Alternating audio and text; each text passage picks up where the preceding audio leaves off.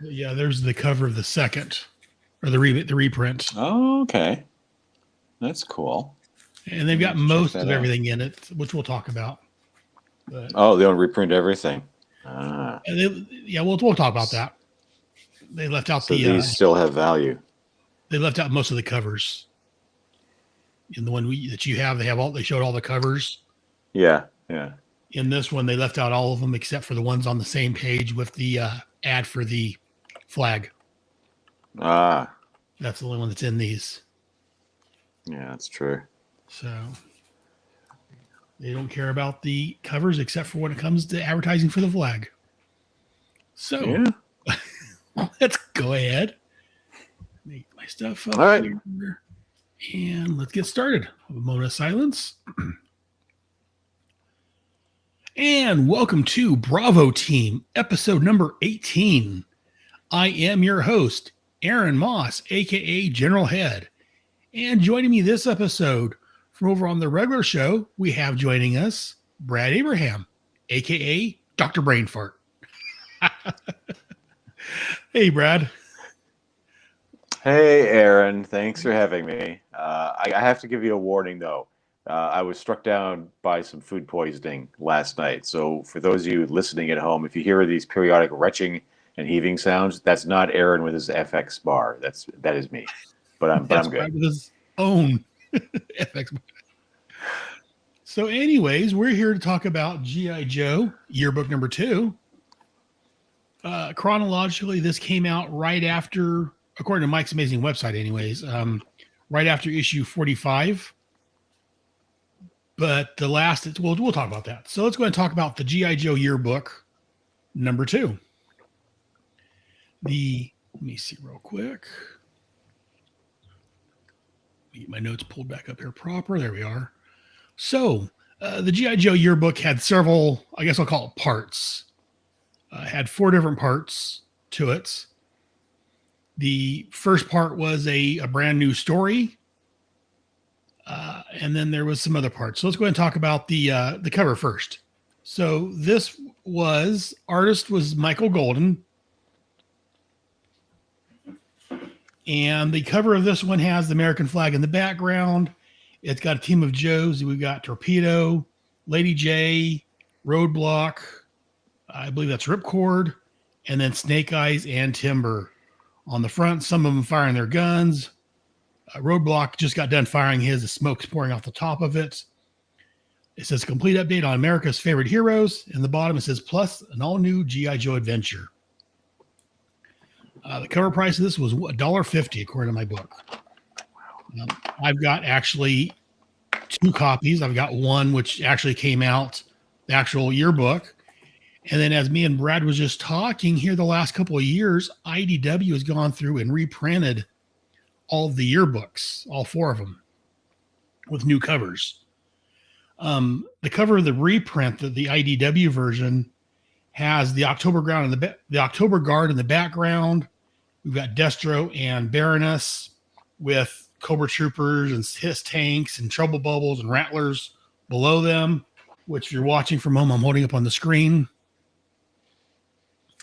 A little glossy. It's inside a plastic. Unlike Brad, I don't fold these up in my back pockets. That's the only way to carry a comic. And again, this is in your pocket. True. And again, this is a glossy cover, so it does have shine a little bit of light. But there's the cover if you guys haven't seen it.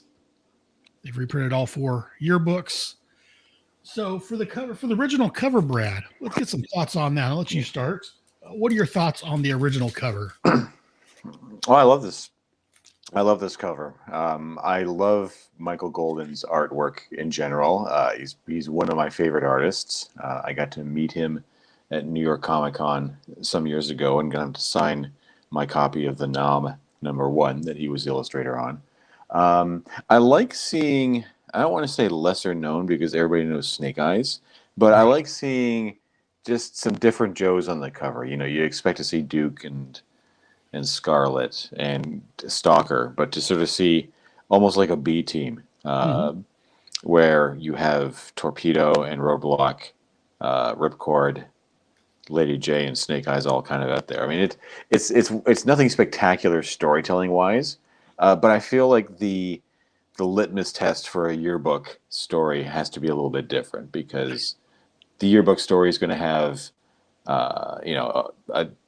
going forward at least, it's going to have an original story in it, but it's also going to be kind of collecting what's happened over the last 12 months in the comic and everything, and kind of giving you a little bit more information about the Joes and Cobra and both the comic and the TV series. So, it is quite eye-catching. I think it would look great on a T-shirt or a poster, and if I recall correctly, I think I've seen some toy photographers reenacted this cover Mhm. in their work with action figures. Yeah. So while it's not a truly iconic cover, it is a very well known one, and I think it's just one of those ones that just kind of leaps out at you.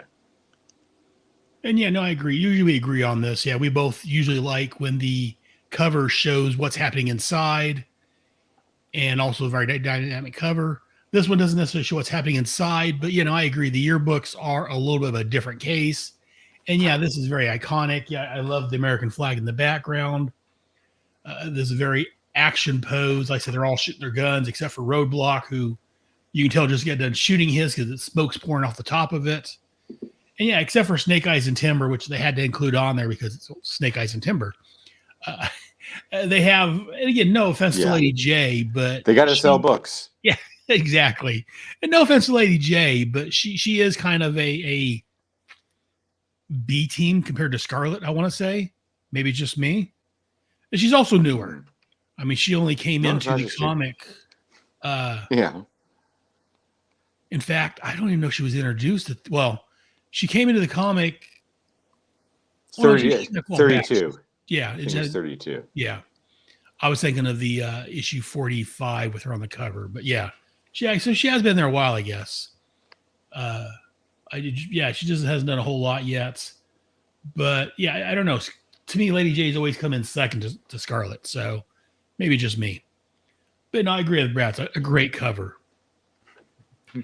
So let's get some numbers on this book. Brad, on a scale of 1 to 5 Yo-Jo Colas, how many Yo-Jo Colas do you give this book?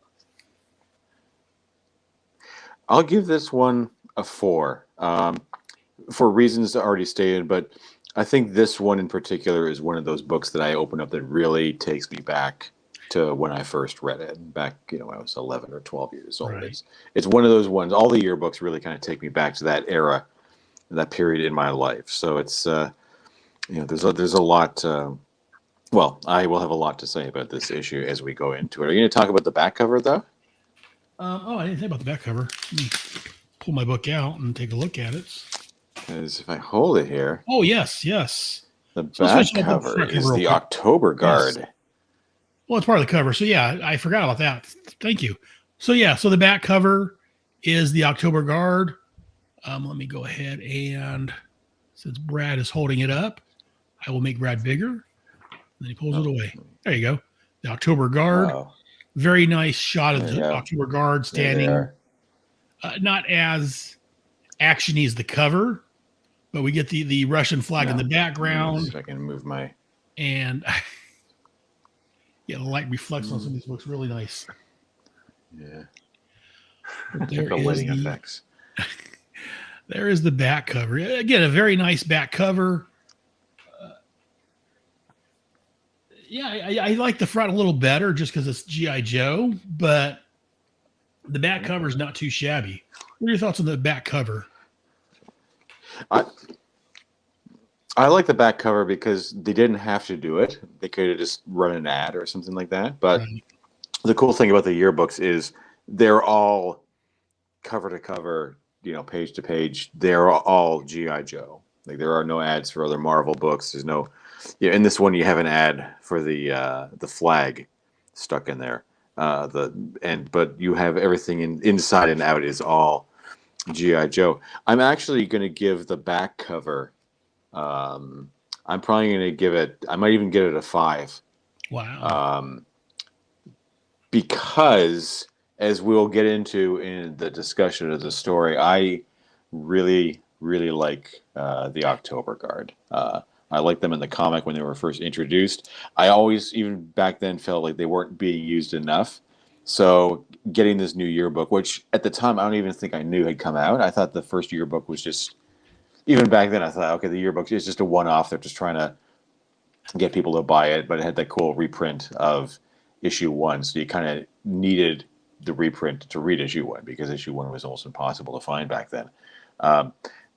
But I think I just like having just seeing them come back in, and I think from here on in you get to see a little bit more of them, both in this book and especially in the Special Missions series, which I guess we'll get into a little bit as well. But yeah, they look pretty cool on the back cover, and there's a new guy there with looks like a big flamethrower. So I guess we'll learn a little bit about him as well. But yeah, props for the October Guard. And I will give this for the cover altogether for both the front and back together, I will give it a 4.5. Because again, this isn't the Long Box Crusade Network. We don't mind halvesies here. Not quite a 5, but it's like Brad said, it's pretty damn good. So while we're talking about covers, let me bring up the reprints for those that haven't seen it.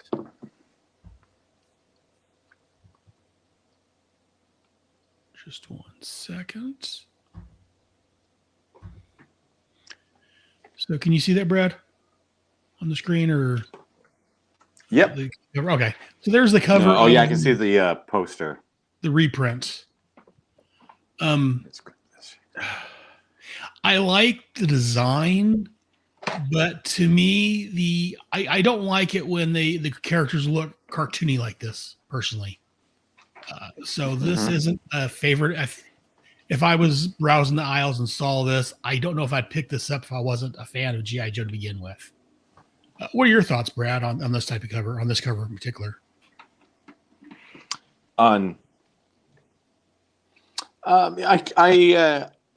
think I'm in agreement with you there. This is going to be a really boring show because we're going to be agreeing on everything. I like my art to have a little more verisimilitude, and when it gets too cartoony, like it did in some of the later issues of the run, I'm not quite as enamored with some of the art choices they made later on in the run. But in this era, the sort of the mainline book era, I'm pretty happy with it. And again, as I said off the top, I like Michael Golden. I like his artwork.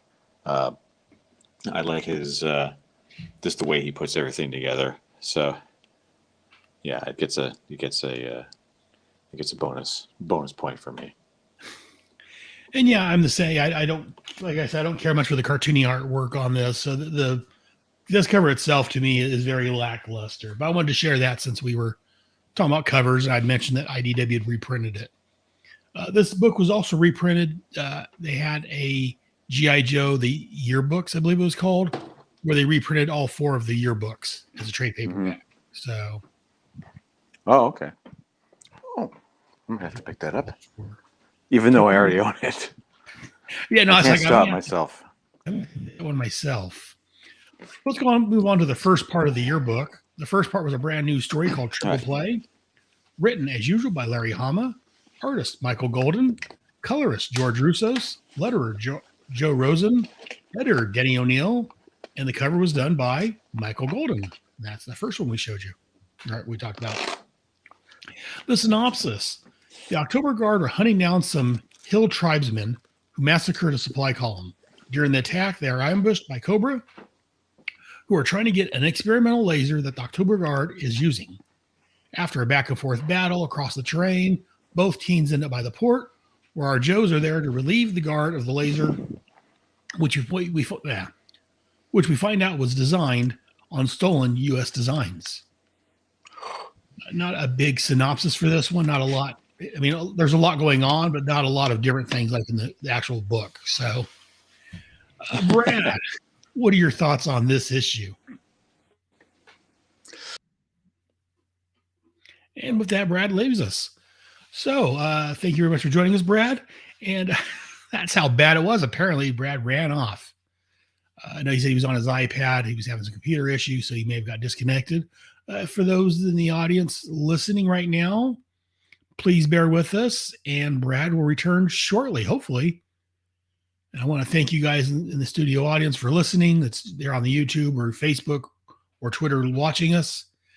And like I said in the chat, if you're in there, please feel free to drop us a message and I can read your comments on the air. There you go. Please leave your thoughts and I will read them on the air. Yo, Joe. Because again, I love hearing from people. So we'll give Brad another minute or so and see what happens and decide if I'm going to carry on by myself talking about this, or if we're going to wait for Brad. Well, while Brad's gone, I guess I can talk about it a little bit. It's not a love fest for me. So this issue, it's written by Larry Hama. So the story itself is good. I enjoyed the story. Like I said, it wasn't a lot of different things going on. It was basically one long battle with Cobra being ran by Baroness and Destro. Firefly was there, along with all these troopers, some televipers and stuff, trying to get the experimental laser that the October Guard has. And just they're going across the country. The October Guards try to get to the coast where they have some backup. There's a fight on a train, which is pretty good fights. The story itself, I think, was pretty good. My complaint, and please don't hate on me for this, is I'm not a fan of the artwork. The artwork to me was, in a lot of places, was very reminiscent of the remade cover.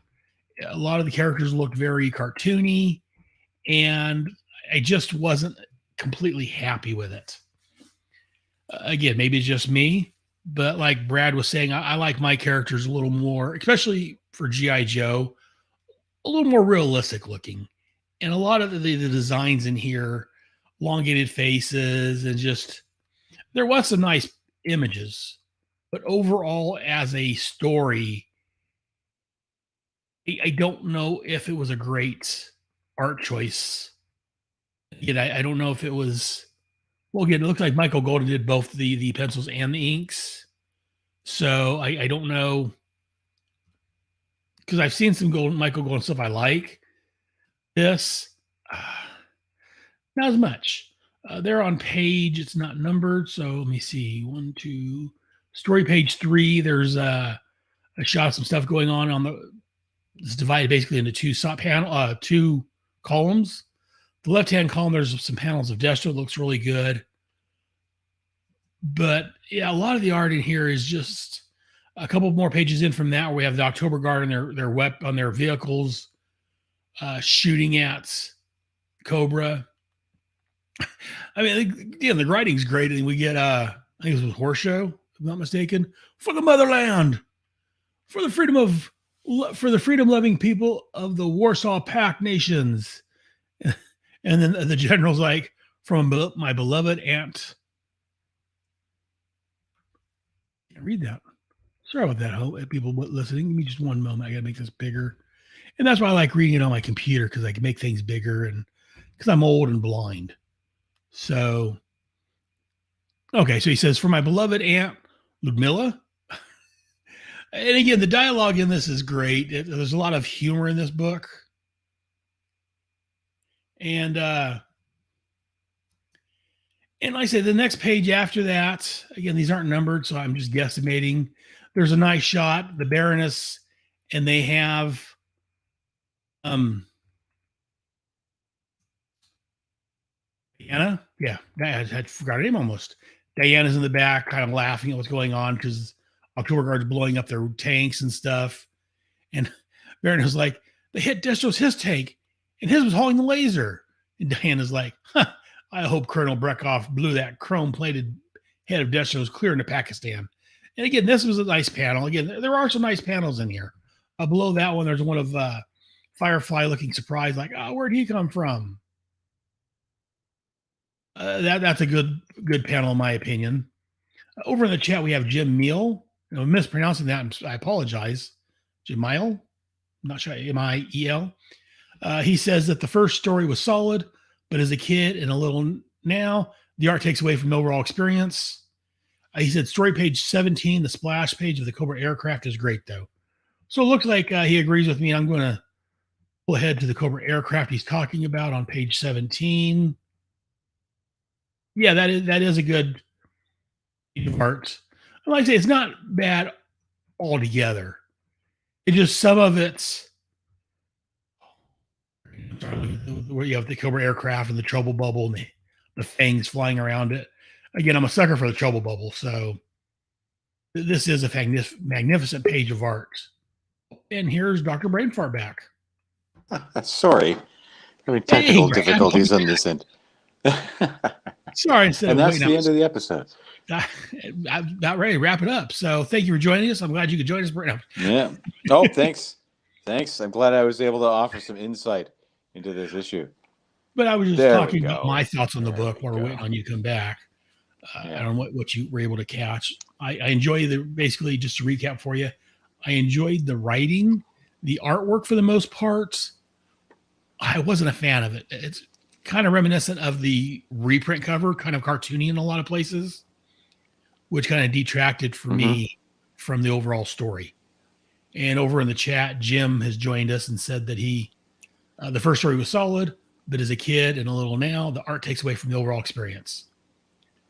And then he refers to story page 17, the splash page of the Cobra aircraft is great. And I agree with that.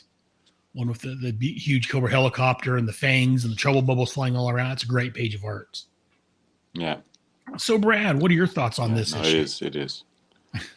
Well, I like I said off the top, I love the October Guard. I always have from their first appearances in issues 6 to 7. I love that the focus is on them here. The Joes only really show up at the very end, and it's really just about them and Cobra doing their thing, which is bold to make a bunch of Soviets the heroes of your story in the year 1985. This was Reagan's America, so it's a little, it's a bold choice. This was the age of The Day After and Red Dawn and Rambo 2 and dozens of other movies casting the Soviets as out and out villains. So I guess it's a really interesting decision to make them almost the heroes of the story. And I always just thought it was a great idea to have a Soviet counterpart to the Joe team. It's one of those aspects of the G.I. Joe world I really wish we got more mileage out of. I think in part of why after the 50th issue of this series, I became a little more of a fan of the Special Missions book than the mainline comic, was getting to see more of October Guard in the narrative. But of course, that's something we'll get to whenever you decide you want to start covering Special Missions. And in a way, this whole story feels almost like a dry run for the Special Missions comic. The Joes don't really appear until, like the last page, which makes it an enjoyable little story of their antagonists doing all the dirty work and the Joes swooping in and snatching the MacGuffin out and taking off. I mean, they could have given us a Joe-centered story, but they gave us something a little unexpected, and I really welcome that. And I also have to say I'm a sucker for any action-oriented story or sequence centered on a train. They're fast-moving. They're dynamic. You can stage a lot of cool action there. There's like the whole landscape of challenges. I think of Mad Max Beyond Thunderdome, Indiana Jones and the Last Crusade, the movie Runaway Train, and a really great Burt Lancaster film called The Train, which honestly, if you haven't seen it, you really got to, because it's amazing, especially if you're a fan of World War II movies. I'm a little kinder to Michael Golden's art than you are. But I wonder if that's just because it took me a while to get used to his artwork in The Knob, which came out, I think, the following year, 86 or 87. And that is a series I would also highly recommend to listeners of this podcast, if you can find them.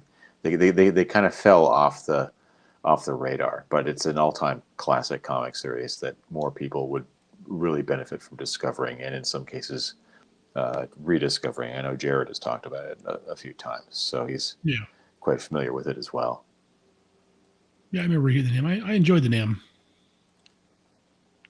I thought that was a good. No, and that it was the first year I think Larry Hama was the editor on it. So in a weird way, you kind of look at this book and you're starting to think, maybe they were just sitting around talking about stuff and came up with the idea for a comic book based during the Vietnam War, and maybe this was the start of it, making them go, let's throw a proposal together and do some pages and take it to Marvel and see if we can get them to bite for it. Yeah.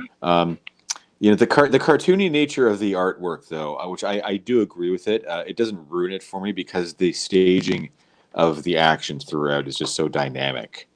Like I'm looking on the second panel on the first page where the helicopter is blasting at some of the mujahideen, and you see one guy basically just being obliterated, like torn to pieces, and that stuff like that is all throughout, like a little cartoony, but there's a lot of great action and great reversals and things like that. But one thing I do want to point out, though, on page 11 is as they're racing to meet the locomotive, I guess it's Colonel Breckhoff has his map, Right. where he's got his bottle of vodka in hand, and he's looking at the map. He's got Iran, Afghanistan, and Pakistan. And little did we 12 and 13-year-old boys know that Iran, Afghanistan, and Pakistan were going to occupy a huge chunk of our adult years on the nightly news. And in some direct cases, like Jared, actually being in the services and over in the Middle East. So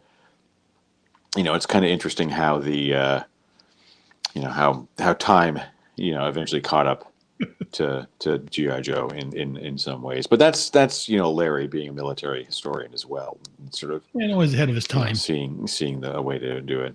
Yeah.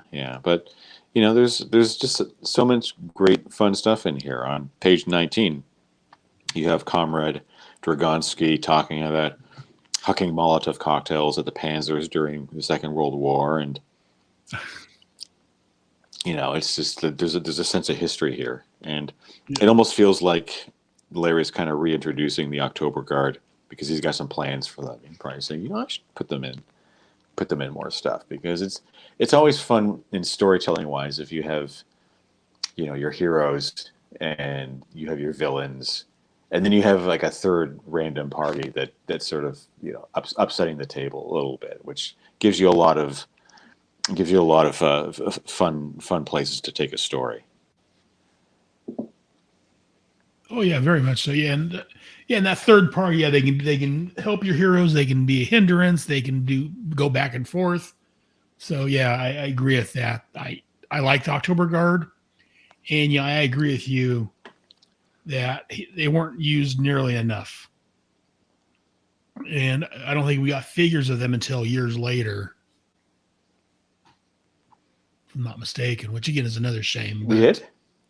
I think eventually they came out some figures of the October Guard. Oh man. Yeah, it was probably the 2000. Excuse me. I think it was in the 2000 range, maybe around the 25th anniversary or whatever. I think they came out with some figures. Oh, okay. I think I've seen. I never had any, but I think I've seen them online, if I'm not mistaken. Mm-hmm. Or they may have been some of those G.I. Joe Club exclusives. They would have been cool to have. Oh yeah, definitely. And Jim pipes in from the chat. He says that you can find Sorry, Jim was saying you can find most issues of the NAM in your dollar bins. So yeah, go to your local comic shop and look at your dollar bins and see if the NAM's in there. So. I know they did like a San Diego Comic-Con exclusive pack of October Guard figures, and I think I looked it up on eBay one time, and once I calculated how much of a mortgage payment I was going to have to fork over to buy the thing, I'm like, okay, I don't need it that badly. It's like I don't need them that badly. I could not explain that to my wife. Yeah. Why I spend all the money on Soviet action figures. Yeah, I'm looking online. I get enough grief for the movie novelizations. Yeah. There was a true exclusive in 1998 of the October Guard, Volga, Lieutenant Gorky, and Colonel Breckhoff. Okay. And they're going on eBay. Yeah, it's $130 for that 3-pack. Wow. And yeah, there was a Colonel, or let me see, October Guard, Stormovik figure in the 2012 convention.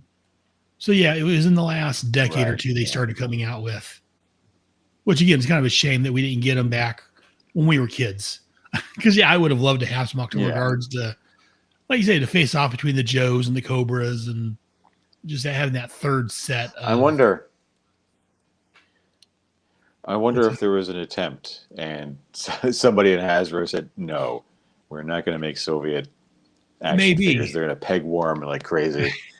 Well, much like Yeah. back in the day, they didn't have a lot of female action figures because boys don't want to play with female figures. Good Americans don't want to play with Soviet figures. I'm wondering if maybe that was their mindset. It wouldn't surprise me. It wouldn't surprise me with Hasbro's mindset that's probably why they didn't do them until later on. Yeah. Yeah. But And I mean, I think the trajectory with G.I. Joe just is a collectible. I think, once the main line ended, and then it kind of went dormant for a while, but then when they started introducing it to the, sort of capitalize on the nostalgia for the line, that they were able to kind of go in and try some new things that hadn't been done. And I have a lot of those figures.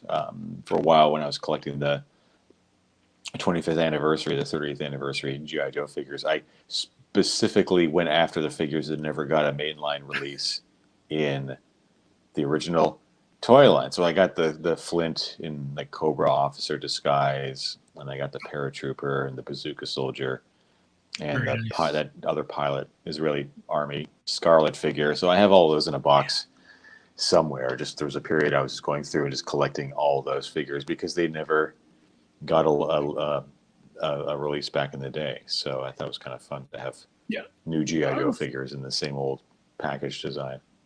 I don't know if I just had stopped looking at toys because I never saw anything, but I never really did see the 25th anniversary on the shelves.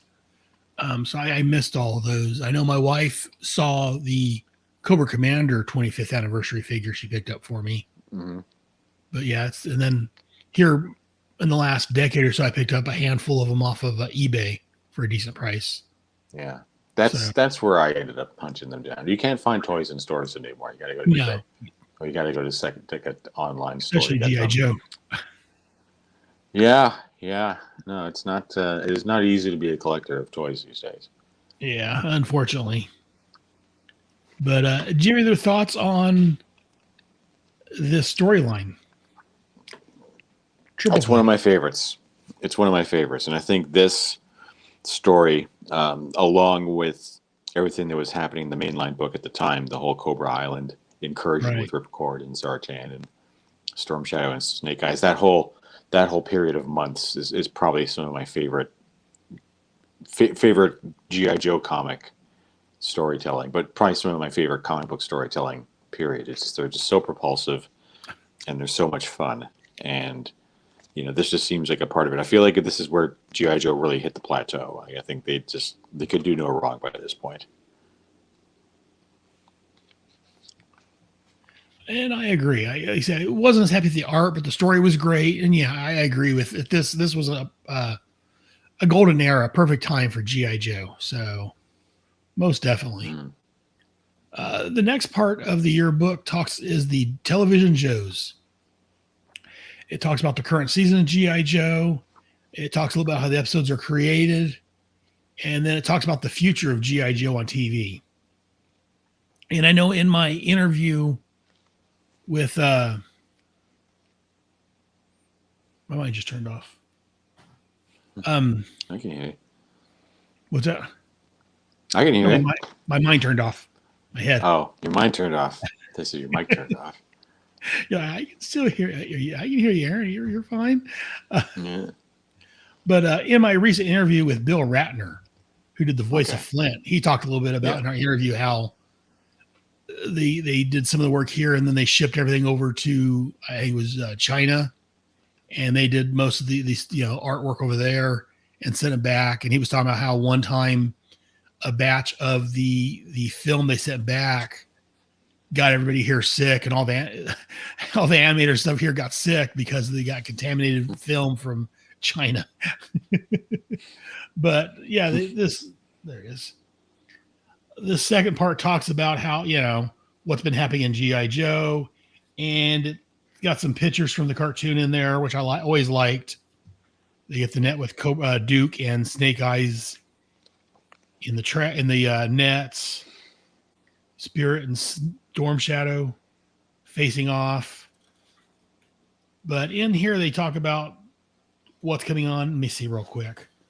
In the new season, they talk about Buzz Dixon, and they talk about supposedly they're going to have the origin of G.I. Joe, including the introduction of a counter terrorist organization's founder. I'm not quite sure who they're referring to there. Did you read this section in the book about the? I did. I know in the comic it was Joe Colton. Right, but that came I along. don't remember that. Later. I don't remember that from the cartoon though. They say he's a general, and the Joes are the technical force. See, I'm not sure if that didn't come through or what happened, because I don't remember that storyline. Mm-hmm. They talk about a romance between a Cobra villainous and a Joe. And I believe that was probably Zarana and wasn't it Mainframe? No, not Mainframe. Was it Mainframe? I remember I think it was Mainframe. There was a little something there. And then they talk about a new leader of Cobra, which I think this is going to be one of Brad's favorites when we get there here in a couple of issues, who will trigger a power struggle between his faction and the Cobra Commander's followers. Oh, you have no idea. And they talk about how they're going to steal genetic. What's that? I have things to say about that. They talk about how they steal genetic material from great leaders of the past: Napoleon, Genghis Khan, Alexander the Great. Synthesize the DNA of the perfect Cobra leader. He's ruthless and a great strategist, but has no patience because he was born full grown. And that's his one big weakness. So again, we'll talk more about that here, especially in the books. It's upcoming soon. Mm-hmm. Very soon. It's gonna be a little while before we get there in the cartoon, but yeah, the comic's gonna cover that here much sooner for us. The mutual destruction of the USS Flag and Cobra's Flying Fortress in a sea battle to end all sea battles. 2 new dreadnoughts, which is introduced in Arise, Serpentor Arise. Zartan's brother, Xandar, and his sister, Zarana, who also go to work for Cobra. They talk about Dr. Mindbender, the Cobra interrogator, which again, Brad has talked that he loves so much. He's a master of psychological terror and dresses in a way that will psych out his opponents. Even the Cobras think he's creepy, but they tolerate him because he gets results. They talk about they're introducing the bats. 86 will also introduce several new Joes. And they talk a little about the new Joes. They've got Low Light. They talk about Mainframe, Lifeline, Lift Tickets, Dial Tone, Slipstream, and Cross Country. They talk a little bit about those and tell them a little bit about what they're about. So what are your thoughts on this section of the book, the television Joes? As a kid, when you first read this, did you enjoy reading this part, or did you kind of skip this even to the comic book part? Well, the TV and comic series recaps were always welcome, both at the time, but also here we are 37 odd years down the road, kind of a reminder of how popular G.I. Joe was at the time. People today don't realize it, but 85, 86 was kind of the peak G.I. Joe for the comic, for the cartoon, for the toy line. And I think what we know today as G.I. Joe fandom is really due in part to that era, that 84 to 86, when all the components were running in sync.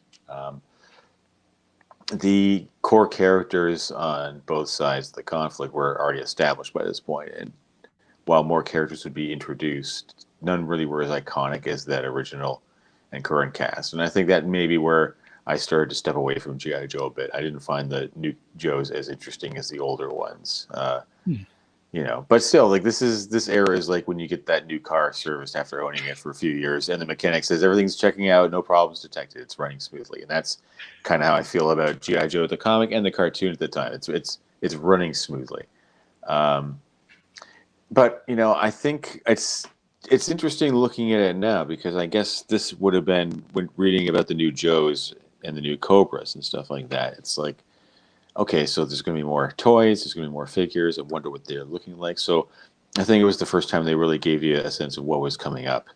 But it's an interesting recap. It's particularly When Dixon talks about doing stories in 1986 that are much more rooted in the real world, he says we won't be going into space or into other dimensions, and the stories will involve real world problems. There's a story involving the Dust Children, which are the Asian children of American GIs who still live in Vietnam, where they're looked down on by society. I don't remember that episode. I'm not sure.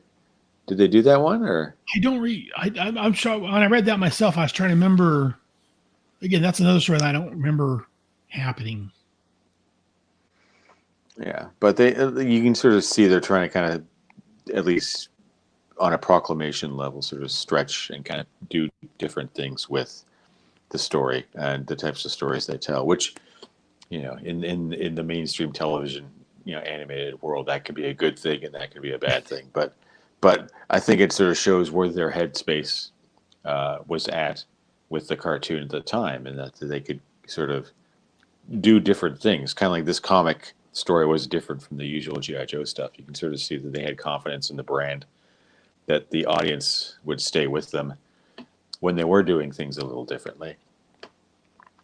But yeah, I mean, just looking back on it now, it's kind of hard to sort of put your headspace into what it was back then. But this all would have just been like sort of early version of the internet telling you stuff that was going to be happening. It was, you had to read about it.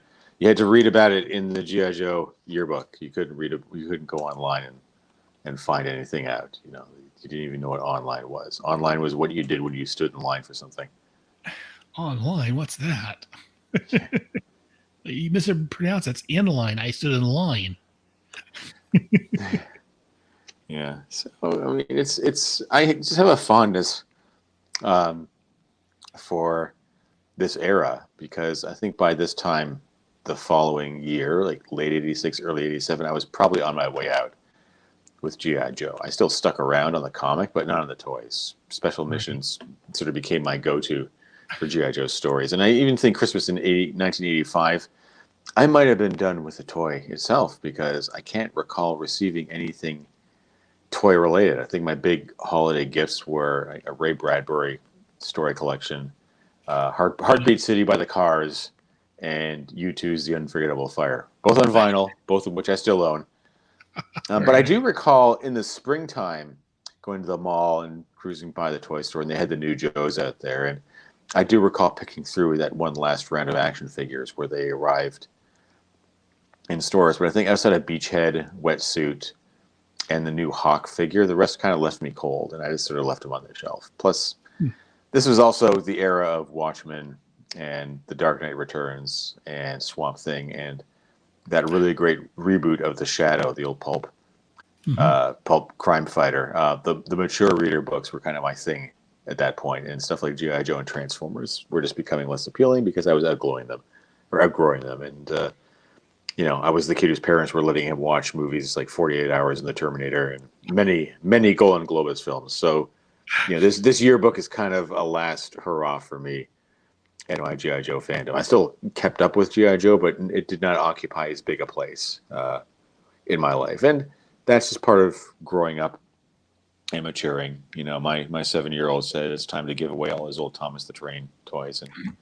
And I was like, no, you got to hang on to some of them. You don't want to regret it 20 years from now. Really? Yeah. And he's like, I don't like trains with faces on them anymore. And I said, okay, that's a fair point. Yeah, I'm hoping one of these days I'll mature and grow up and grow out of this, but no such luck yet. But Not yet. Not for some time. But no, and I do like in this where it talks about the 86 series kickoff to be another 5-part miniseries. And I guess they were still discussing how they were going to do it. Dixon was saying he wanted to do how someone became a Joe and kind of follow them as they became a Joe. And it looks like they were talking about maybe having Dial Tone be that character, watch him become a Joe in his progress. But that seems to have been cut out. He says how he gets recruited into the Joes, how he become a Joe, and he holds on to his status. So that's one thing they were talking about doing that apparently got left by the wayside. Which I think could have been an interesting. That would have been along with the birth of Serpentor, so they would have had to make some changes to fit that other storyline in there. But I think it could have been interesting. I remember one thing to add. was Yes. when they talk about a new leader of Cobra who will trigger a power struggle. They decide to steal genetic material. I remember reading that and saying, "Man, I hope they don't do that in the comic. I hope it just stay. I hope it just stays. I hope it stays in the TV realm because that will not work for the comic. I want stuff like the October Guard, and I want stuff like that. I don't want genetically engineered Superman. Not in my GI Joe. I don't want that. So I'm glad that never happened. I'm glad Yes. that was only in the cartoon, never in And the yeah, comic. and Larry was a little more in quotes realistic with the comic. We didn't have, fatal fluffies and weather dominators and things like that in the comic, but there was some things he wasn't able to escape. Yeah. Well, Exactly. I mean that's sort of that is what a lot of writing for comics and writing for television is. You're managing the brand. So if Yes. editorial or whoever says no, you're going to put Serpentor. I have to come up with a name for Serpentor because I'm not going to call him Serpentor. It starts with That calls him all right. Serpentor. Serpentor. There we go. Serpentor. But Sorpantor. though for somehow he was able to avoid pitting Cobra Law in the book. I I don't know I how I like to see that there was like a line in the sand where he said, Yeah, I don't know if "Okay, that was Larry's no, like, you know what? I pet your Serpentor guy in there. I pet, your shirtless mindbender guy in there. I effing draw the line at Cobra Law. I refuse. I would love to be a fly it on the wall in that meeting.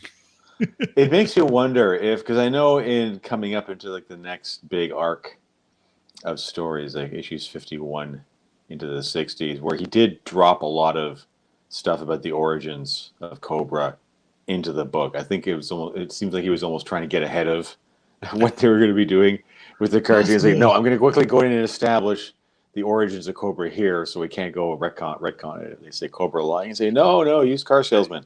That's it. It's already done. It's canon. I Of course, can't change it. they already had a lot of that out previous to this too, though. But yeah, they did Yeah. go more into depth and yeah, which we'll be talking about here in over the next year or so. Well, unless you have any other thoughts on the Joe on television or television on Joe's or whatever it was called, No. the television Joe's. The next page in the book is an ad for the special missions coming soon. According to this, June 12th, Yes. Yes. which again, once we get to that, it came out around the 50th issue of G.I. Joe. Our shows are going to get a little bit longer because we're going to start covering the special missions when they come out. Though, if I remember right, it's only going to be every other episode. It was bi-monthly, so Yeah. but it was a nice ad for the special missions, which I'm going to hold up.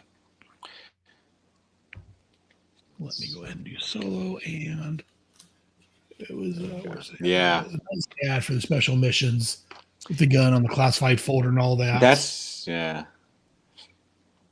was when a you nice. know that GI Joe had really kind of entered that pantheon that they were able to start doing spin-off books for it. Yes, I'm yes. surprised they didn't do more than one, but that's usually a sign of that a book has got an audience in which they'll try and spin off. But like I said off the top, this story in this yearbook kind of feels like a dry run at special missions, and for me, special missions kind of became my main line GI Joe book over the regular main line because Right. both from the storytelling, but the art as well. Because Herb Trimpe came back to do those, and Herb Trimpe was always my favorite artist for GI Joe. So having it almost feels like this weird kind of alternate version of GI Joe where they were just able to concentrate on telling smaller stories. Right. A small team doing a mission rather than these big, huge, expansive kind of storylines. So I'm a big fan of special missions, and in Well, fact, it was back. question for you, Yeah, if you remember, I know it's been many years ago, and we'll get to this in the show in a couple of years apparently, but special missions, I think it was 7, was the crossover with the main book, the yeah, one with Outback in the snow and escaping. the gulag. When Yeah. you read that story, do you remember, did you go back and read the actual book, the regular GI Joe issues to find out what's going on, or were you just happy with that story? Do you recall offhand? I was still reading. I think I was still reading the Oh, comic okay. at that point. I think to clarify, it wasn't that I'd stopped reading it entirely. I still read it and I still bought it. It was in my pull file, but I would read it once and then I would go put it in the box. Right. Whereas previously I would read it over and over and over many Fold up in times your to the back point. pocket, take with you, and reread Yeah, elsewhere. roll it up. Train my Those dog later with it. issues are probably in pristine condition still. Yeah, yeah. But I mean, I was still into it at the time. Okay. It did not occupy that It just place wasn't where it had. as much. Yeah, Okay. like it was the book I picked up. It wasn't the book I was anxiously awaiting every month. That would have been something like Sandman or Hellblazer Right. or The Shadow.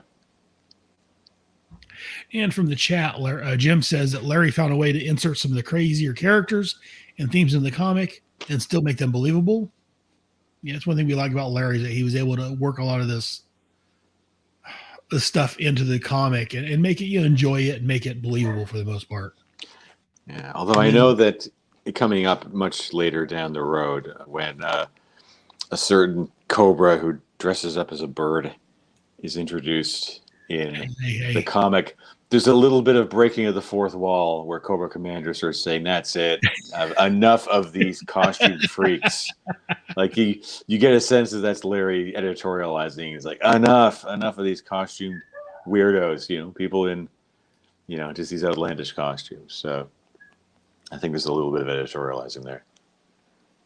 Very well could be. I won't have anything searched by beloved Raptor, who can't see right now. He's behind me somewhere, but I enjoy Raptor. You're just waiting for the classified series version of Raptor. He's coming. I am.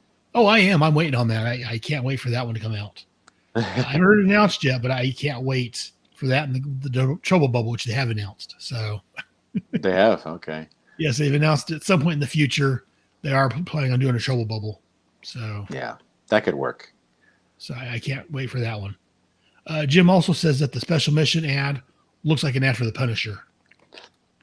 It makes me think of do you remember the New Universe? I wasn't around at the time, but I know the New Universe. Jared would probably remember, but there was the New Universe. There was a book in the New Universe called Merc. And it was about a guy who was a mercenary. And this ad kind of reminds me a little bit of that book. And I think I bought a few issues of that. Because I said that was before I really got into comics, like before. But yeah, I do know the New Universe, and I've heard of some of those characters like the Merc. So yeah, which was pretty cool. And I think the final issue of that one took us to Afghanistan as well. And I think it's like Marvel was trying to tell us something. Yeah. And then the next few pages of this book shows the complete collection of the G.I. Joe covers, and below that has the titles. So they've got all the way up to issue dog 34. Yeah, issue dog. 34. My stupid dog. It goes all the way up to issue 44. Yeah. The one that introduced Dr. Mindbender, and got Lady J on the motorcycle shooting at the bat in the truck. Yeah, and that was handy. That was a handy. I like them reprinting the issues because I mean, for all the youngins out there today, where everything's available at a click, you didn't realize that acquiring a back issue of G.I. Joe at this point was a very difficult process. It was no small task before trade paperbacks and reprints were a thing, and that's why issues 2, 3, and 4 commanded huge sums of $1985 on the secondary market. I'm talking $10 or $20 each. I think the second issue got like $30-$40. Yeah. I got mine for 20. I got mine for 20 in 1985. I got Larry and Herb to sign it at New York Comic Con. It usually hangs on my wall, but that was the one time my parents genuinely thought I was crazy for wanting to spend $20 of birthday money on a comic book. One book. One comic book. $20 for a comic book is absurd, they told me. But I had the whole collection. I just needed that one, and they went, okay, go ahead. We'll drive you down and buy it. That's what you had to do back then. We didn't have these fancy reprints and these fancy trade paperbacks. I kind of wish I'd known this, because I might not have spent so much money on them. But I have single issues, GI Joe, issue 1 up to. I wasn't able to get the last ones. I think I got up to around issue 140. This is just years later on eBay and on the secondary Right. markets and stuff like that. If I found them, because I realized I wanted to kind of collect them and fill out the set, and I couldn't find the impossible to find really expensive last one. So I managed to track down the equally impossible to find trade paperback, collecting all of those. And it's they're all in the closet here. Anytime we do a new episode of the Headcast, I go in and I pull out the next issue, and there's a huge collection in there. So very nice. But on the covers, they have issues 13 through 16 on the same page. It has an ad for the U.S. flag. It's got a couple kids down there playing with it, and it's 7.5 foot long, plenty of room for your Joes and their equipment. Apparently, it would break apart into 4 sections for easy storage in a closet or under your bed. Again, I wasn't one of those rich kids that had that, so I wouldn't know about that. But in the reprint I talked about, they left out the special missions ad, and they left out all the covers except for this one splash page with the flag. In the IDW reprint, for some reason, they left out the covers. Except for the one with the flag. They have that in there. Oh, that's unfortunate. So everybody listening, you have to go out and track down the original yearbook. Yes, if you want all the... And I don't know why they did that other than for space. Maybe. But yeah, we'll talk about that book here when we get done with this section, or this book, because there's a little bit more in the other book. And maybe that's why they got rid of these pages. They also got rid of, after the covers, they have the G.I. Joe team wants you to enroll in the G.I. Joe club or whatever it is. Apparently you got G.I. Joe dog tag, military web belt, an iron-on emblem, a wall poster, an official plastic membership card, and the G.I. Joe newsletter for $5. That's a steal. That's Although also I think we talked about... But I think we also talked about this the last time when they said, join the G.I. Joe Club. And I think I described it as this is the one-stop shop to get your butt kicked at school for showing up with your G.I. Joe iron-on emblem and your military web belt and your plastic membership card and your dog tags, showing up at the middle school. That wouldn't happen. You're a member of G.I. Joe.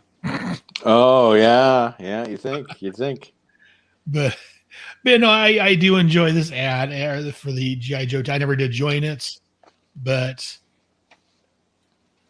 I'm a little sad that they skipped this ad in the reprint book. But I guess it's seeing how it's not something that's, again, as someone else, I wonder what would happen if you cut this out and send this to the P.O. box in North Hollywood, California.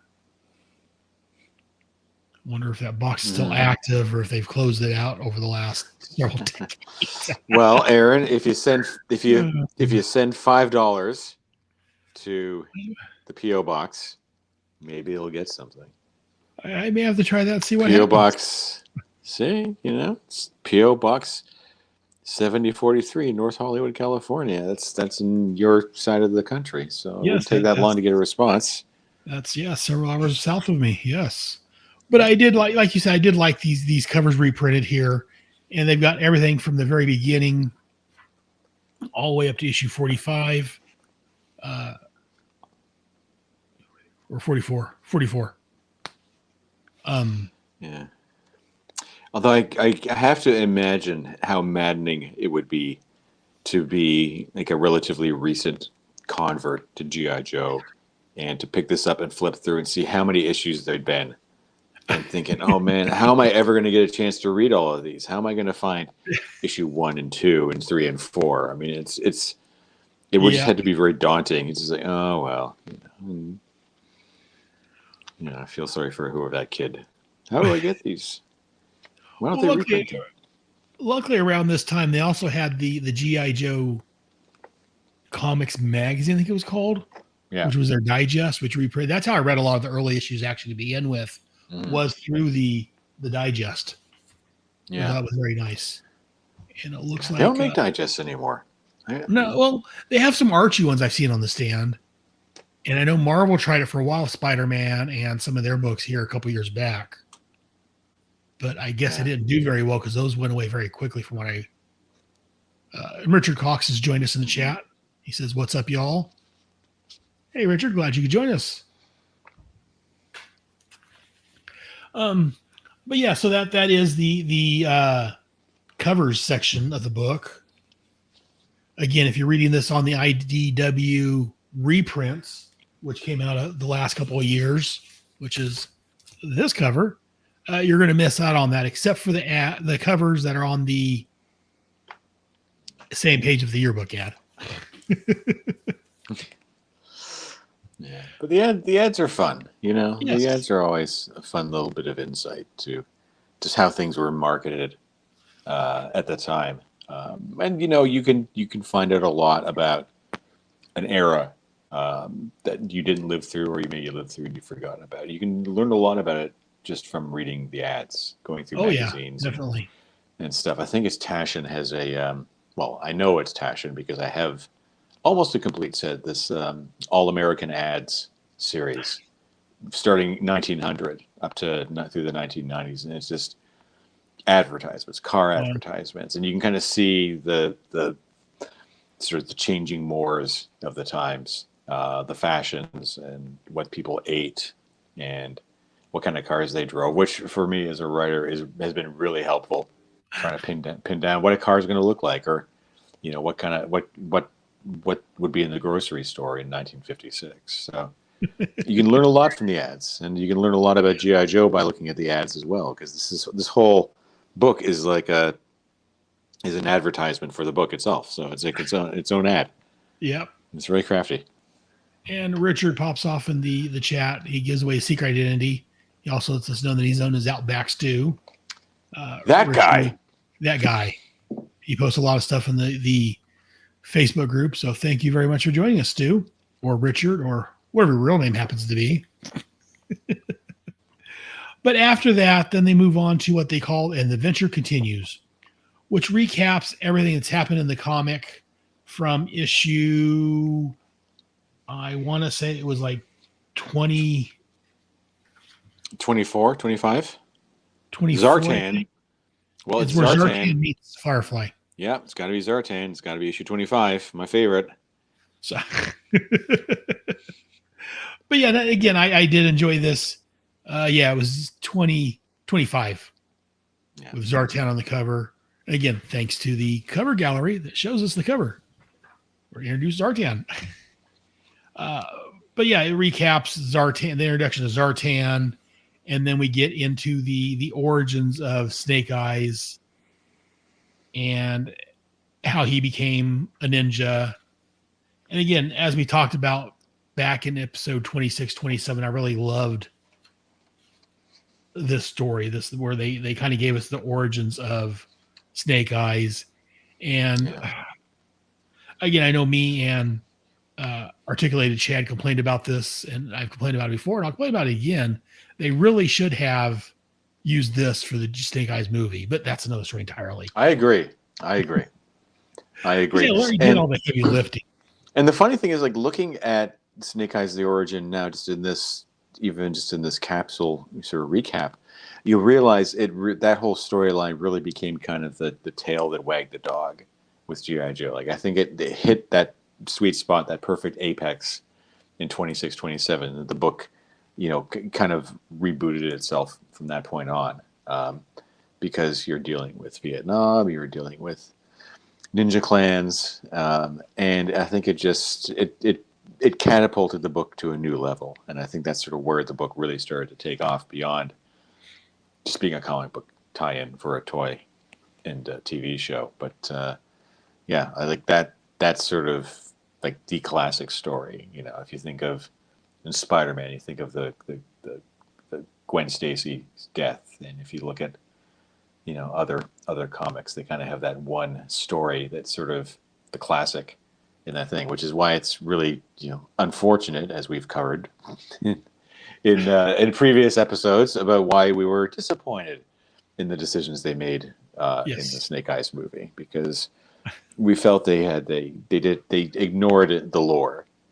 It's like ignoring Krypton. Yeah. Yes. Yep. And as Richard says, the '80s man Yeah. sums it up. But yeah, they have they show the pseudo Crimson Guard uniform when it was introduced, and the plans between Billy and Baroness and Major Blood to kill Cobra Commander. They cover all that here in the recap. I mean, again, we've covered that over the last year or so I don't want to go over it again. No, but it is a good thing, I guess, if you're a new reader to the comic, that you could kind of catch up to what you missed, and Right, yeah, it may have clear. incentivized you to go to your local comic book store and see if you could find any of the other back issues, because that's how it began with me. I think I'd gotten a few that were given to me. I'd gone to the newsstand and started buying them, and then any opportunity every 3 or 4 months when my dad would drive me to the comic book store, and I would go in with my allowance money or whatever, and I would just grab whatever I could find. Well, that's what started. I say I started with issue 58 with Cobra Commander Reborn, and I picked up the digest, and then I went back and bought the actual issues to read the full story and see what happened and to get the whole thing. So yeah, no, it definitely. I've complained about this before, where a lot of companies don't like higher numbers because people don't pick up books. They do, and it gives them incentive to go back and look for earlier issues because they want to find out what happened to that point, as long as you have a good story. Mm-hmm. But the recap ends with Wade, aka Fred 2, returning back to the Braca family, and how they say, Dad, they decide to start the whole new life together, which is funny. This came out between issues 45 and 46. Yeah. The covers stop at 44, and the recap stops at issue 43. Mm-hmm. Kind of a little staggered there on how they did that. Yeah. Plus, I think if you go back a little further, the order is a little bizarre, because if you flip back a little bit, you have Fred 2 showing up, and the kids saying, "You're not my real father. You're not my real dad."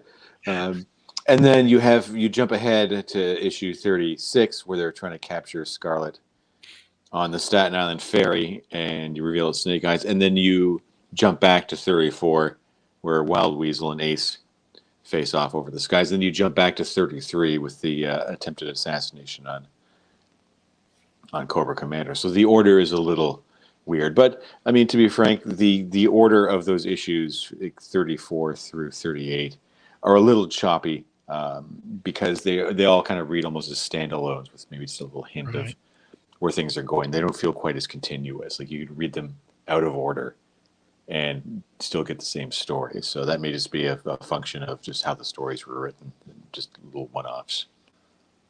Yeah. And then the issue ends, at least this issue ends, with a memo from Hawk. We've got through another 12 issues, more or less intact.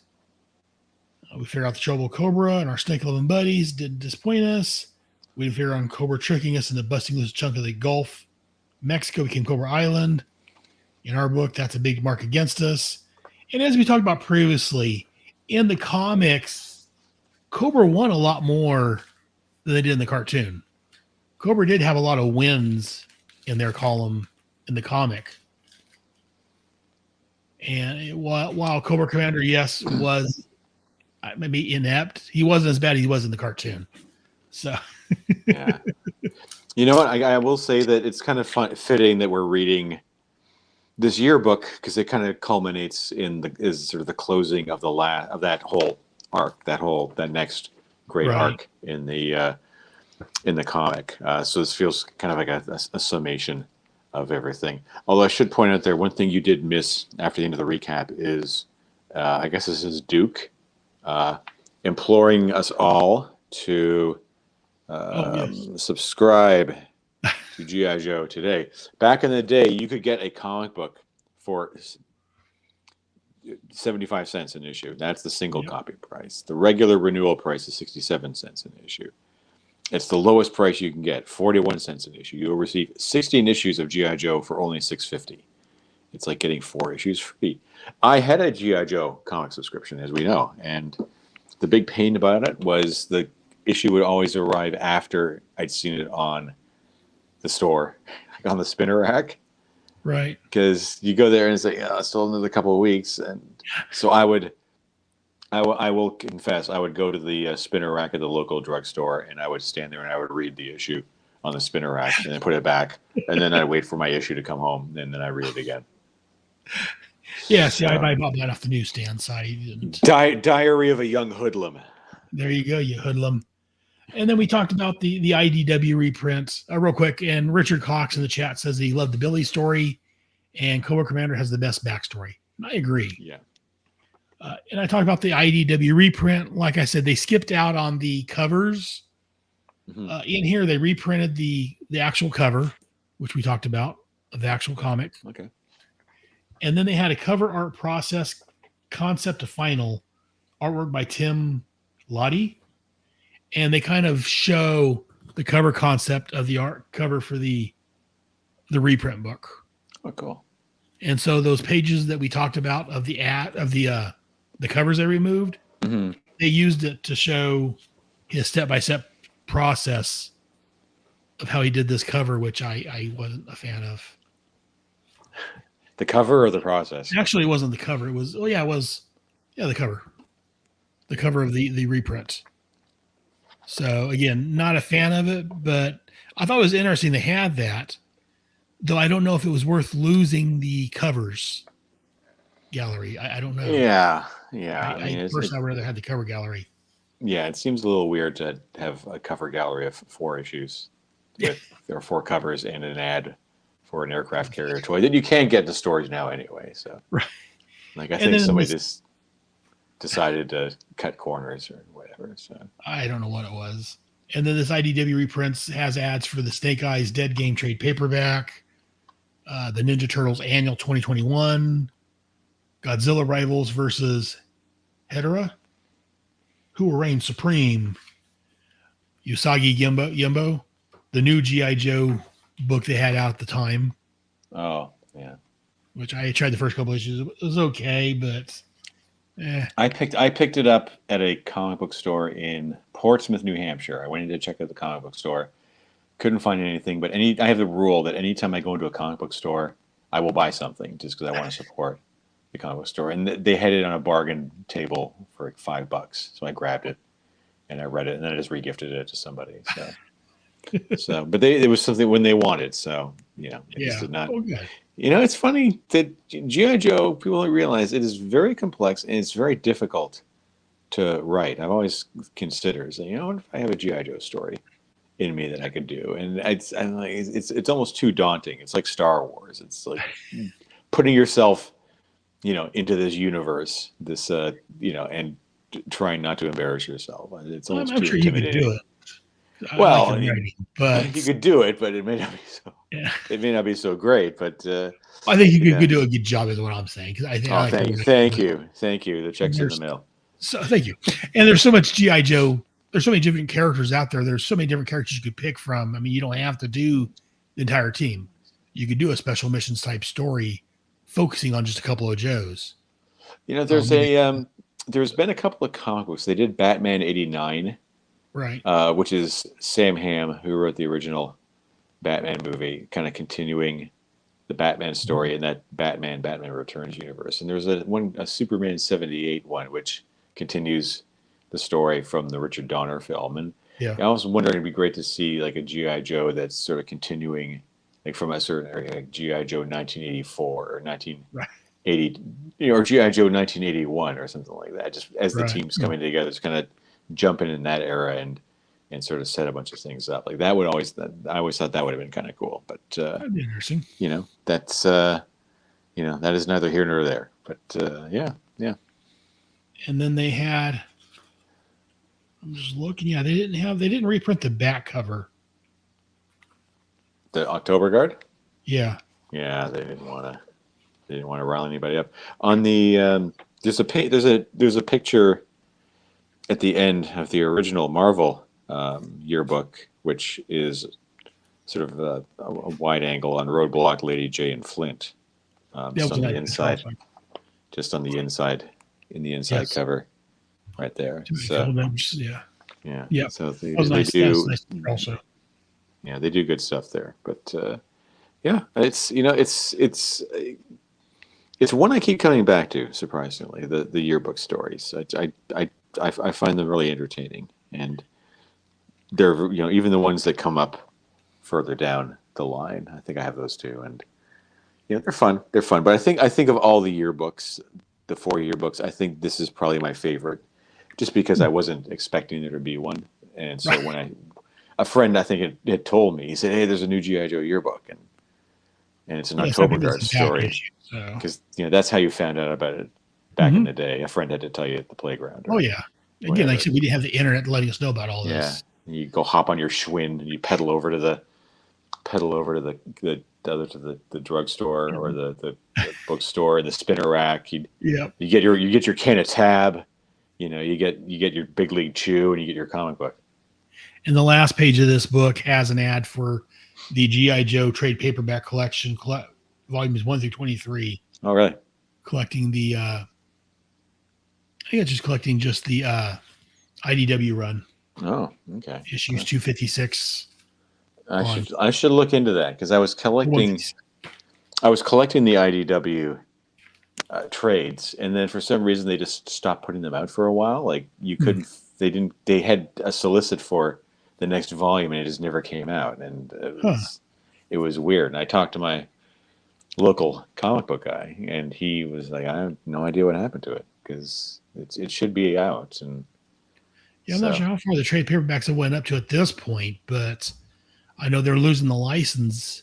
yeah, In fact, I think this month is the last issue of GI Joe, the Royal American Hero book. for them, yeah, So, and then someone else is. I haven't heard who's picking it up yet. I know that the guy that did Invincible, right. Robert Kirkman. Robert Kirkman, yeah. Robert Kirkman was expressed an interest Hmm. in picking up the brand. So we'll see what happens. I guess so. It'd be kind of interesting to see it go back to Marvel, though. Yeah, that would be. I don't know if Marvel's interested at this point, but I don't know. Yeah, their thought process at this point, but I'm hoping someone, because again, I've been picking up the Royal American Hero since Larry Hama restarted it, and I've been enjoying it myself. So, are you there, Brad? Mhm. Okay. No, me You too. blinked out for Me a too. second. Yeah. But that was GI Joe Yearbook number 2. Brad, any other thoughts that we haven't covered or talked about on the yearbook? No, I think it's all been covered. It's a nice little trip down memory lane. Like I said off Yes. the top, that this was sort of my favorite era of GI Joe, but this was also kind of the era where the curtain was kind of coming down a bit, where I could kind of sort of see I wasn't as interested as I was in these other books, but I still kept up with it. I think you sometimes have to do that because you've been collecting a book or reading a book for so long. You're kind of hesitant to give it up, and that's happened with some comics and some books and even some bands. And like the last few just have not really worked for me, but I'll still pick them up because they were a part of my experience growing up. So there's always going to be you will forgive a favorite book or music or TV or whatever just because you've put Right. a lot of emotional stock in it. But this is one of the good ones. I think that That's the way I again, this felt. is probably my favorite yearbook of the 4 of them, which is interesting that they never continued beyond 4. I guess maybe even by that point they were sort of saying, sales have plateaued a bit. We're not, Right. because I always expected them to continue it when I figured it would just be a thing that would be ongoing as long as the comic was reprinted or was being printed. And it's kind of unfortunate that they didn't continue it, because I could have seen it being a really interesting adventure of just these one-off stories that are a little quirky, a little different, and just a recap. But I think the cartoon ended in 86 or 87. So it may have just been there wasn't enough content to put in it, or they just Well, got see, tired of it doing that. ended, but then a year or so later, it got picked back up by Deke for like Right. 2 seasons. Yeah. But yeah, I never did watch that because I didn't see it in my area. But yeah, and Richard pops off with the GI Joe Walking Dead. He'd read Yeah. it. So would I. That'd be an interesting at least for a mini arc or a mini story, mini series. That'd be interesting to see. And yeah, I was just looking real quick. Yeah, GI Joe Yearbook 4 came out in February of 1988, right after issue 67. And yeah, went several years. 4 years, 5 years, 5.5 years after that, without another yearbook. So before the series actually ended. Yeah.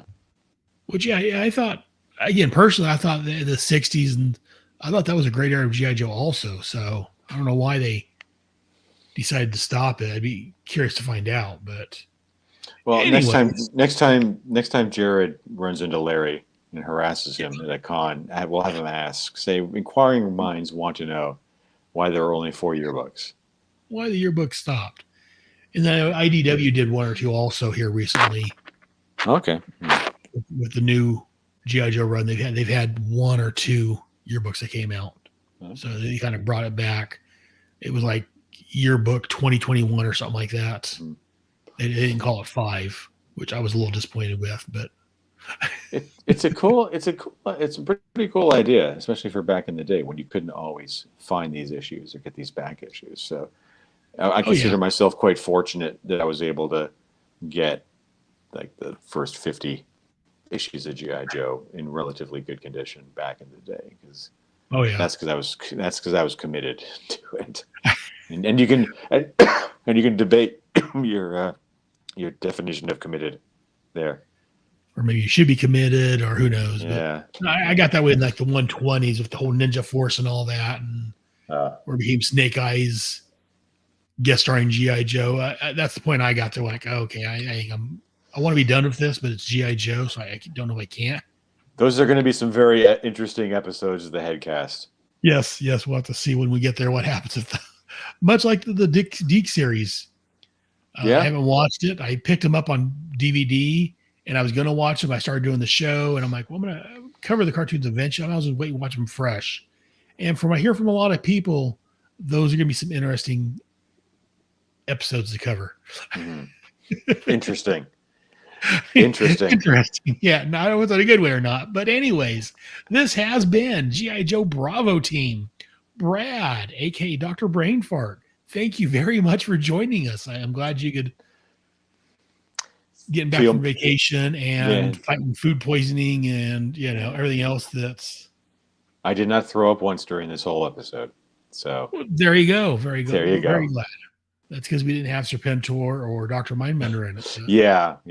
We'll wait for that. That'll be that may have affected you differently. Yeah. You might have to get that SFX bar and have the vomiting noises. Here's Brad. What are your thoughts? Well, I'm sure we won't need the bar. I know. No, you won't. And we get Richard telling me we should watch them on the show. The Deke series. Maybe we'll have to do that on a YouTube watch or something, or when we get to that far, we'll see. And then he said, "Thanks, guys, great time." So yeah, we'll see. Maybe we'll do. I know for a while there. You right? Yep. All right. I know for a while there I was working swing shifts. I'd get home at 12:30 in the morning, and on which was it? Not Boomerang. One of the channels I had. Like at 2:00 in the morning, they would show the GI Joe cartoon. And so I was watching them and live tweeting my thoughts as I'm watching the episode. Did that for a little while, but that's what I'm going to do with the Deke series when I get up to that point. Yeah. But thank you, Brad, for joining me. Thank you guys in the chat, Richard and Jim and the mystery people. I don't know who they were. Thank you guys very much for joining us on the YouTube and in the chat. I appreciate you guys. And that's going to do it until next month. Have a good time. And as they say, knowing is half the battle. Yo, Joe. Yo, Joe. Thank you, sir. Thank you. And to be honest, I'm going to stop the broadcast. Thank you guys for joining us. I appreciate it. It was great having you guys on. And the broadcast.